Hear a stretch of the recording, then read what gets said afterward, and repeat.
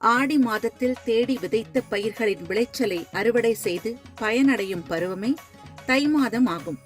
அந்த அறுவடையில் கிடைத்த நெல்லின் புத்தரிசியை சர்க்கரை, பால், நெய் சேர்த்து புது பானையிலிட்டு புத்தடுப்பில் கொதிக்க வைத்து பொங்கல் சோறாக்கி சூரியனுக்கும் மாட்டுக்கும் படைத்து உண்டு மகிழும் விழாவே பொங்கல் விழாவாகும்.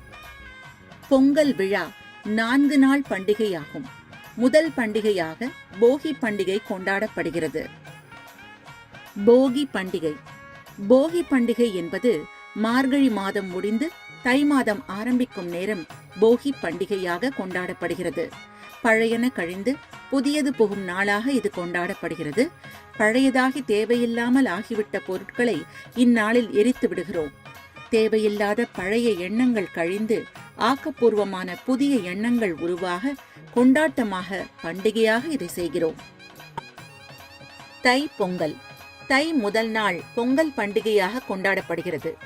அறுவடை முடிந்து பெற்ற புத்தரிசி, கரும்பு, மஞ்சள், பனங்கிழங்கு, நம்முடைய கொடிவழி காய்கறிகள், குறிப்பாக அவரை, புடலை, கத்திரி, வாழை, சர்க்கரை வள்ளிக்கிழங்கு, கருணைக்கிழங்கு போன்றவையே படையலாக வைக்கப்படும். சென்னர் பச்சரிசியை பெரும்பாலும் தவிடு போக்காமல் நீர் சேர்த்து சமைத்து பருப்பு குழம்புடன் உண்பதும் மரபு. பொங்கு என்ற சொல் கொதித்தல், மிகுதல், சமைத்தல், செழித்தல் என பொருள்படும். பொங்குவதால் பொங்கல்.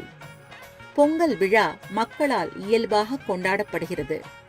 தம் மண்ணில் உழைக்கும் மக்கள் தாமே கண்டுணர்ந்து தமது உழைப்பிற்கு உதவிய இயற்கைக்கும் தம்மோடு சேர்ந்து உழைத்த கால்நடைகளுக்கும் தமது நன்றியையும் மகிழ்ச்சியையும் தெரிவிக்கும் விழா. உழவர்கள் மழையின் உதவியால் ஆடி மாதம் முதல் உழைத்து சேர்த்த நெல்லை மார்கழியில் வீட்டிற்கு கொண்டு வந்து தமது உழைப்பின் பயனை நுகரத் தொடங்கும் நாளே தைப்பொங்கல். மாட்டுப் பொங்கல் உழவு தொழிலுக்கு உறுதுணையாக விளங்கும் ஆவினத்திற்கு நன்றி கூறும் நாளே இந்நாளாகும். பொங்கலிட்ட பிறகு எச்சில் தண்ணீர் தெளித்தல் என்றொரு மரபு மதுரை மாவட்டத்தில் உண்டு. பொங்கலோ பொங்கல், மாட்டுப் பொங்கல். பட்டி பெருக, பால் பானை பொங்க, நோவும் பிணியும் தெருவோடு போக என்று கூறி மாடு பொங்கல் உண்ட எச்சில் தண்ணீரை தொழுவத்தில் தெளிப்பர். காணும் பொங்கல் இந்நாளில் மக்கள் தங்கள் உற்றார் உறவினரை சென்று சந்தித்து தங்கள் அன்பையும் உணவு பண்டங்களையும் பகிர்ந்து கொள்வர். இது பொங்கல் கொண்டாட்டங்களில் 4ஆம் நாள் இடம்பெறும். இது பொதுவாக இந்தியாவிலேயே கொண்டாடப்படுகிறது. வட மாநிலங்களில் சூரிய பகவானுக்கு நன்றி தெரிவிக்கும் நாள் உண்டு. இந்தியாவின் வட மாநிலங்களில் இது மகர சங்கராந்தி எனவும் சங்கராந்தி எனவும் கொண்டாடப்படுகிறது.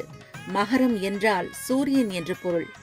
பகலவன் பரிதி தனுர் ராசியில் இருந்து மகர ராசியின் நுழைவதன் மூலம் உத்தராயணத்தில் பகலவன் பரிதி சஞ்சரிக்கும் காலம் துவங்குகிறது. எனவேதான் இதை மகர சங்கராந்தி என அழைக்கின்றனர்.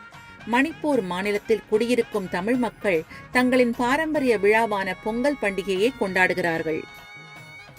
மகர சங்கராந்தி அல்லது சங்கராந்தி சூரியன் தன் வான்வழி பயணத்தில் மகர ராசிக்கு மாறும் நாளாகும். அன்றிலிருந்து பகல் நேரம் கூடுதலாவது கொண்டாடப்படுகிறது. இந்தியாவின் பல பகுதிகளில் இது தானிய அறுவடையோடு ஒன்றுவதால் அறுவடை திருவிழாவாகவும் சூரியனுக்கு வரவேற்பும் நன்றியும் தெரிவிக்கும் திருவிழாவாகவும் கொண்டாடப்படுகிறது. தொன்மையான இப்பண்டிகை தமிழகத்தில் பொங்கல் பண்டிகை எனவும் இந்தியாவின் பிற பகுதிகளில் சூரிய வழிபாடு எனும் மகர சங்கராந்தி என்ற பெயரிலும் சிறப்பாக கொண்டாடப்படுகிறது. இந்திய கலாச்சாரத்தின் தாக்கம் கொண்ட இந்தோனேஷியா, தாய்லாந்து, லாவோஸ், நேபாளம், மியான்மர், இலங்கை போன்ற ஆசிய நாடுகளிலும் கூட மகர சங்கராந்தி விழா வேறு பெயர்களில் கொண்டாடப்படுகிறது.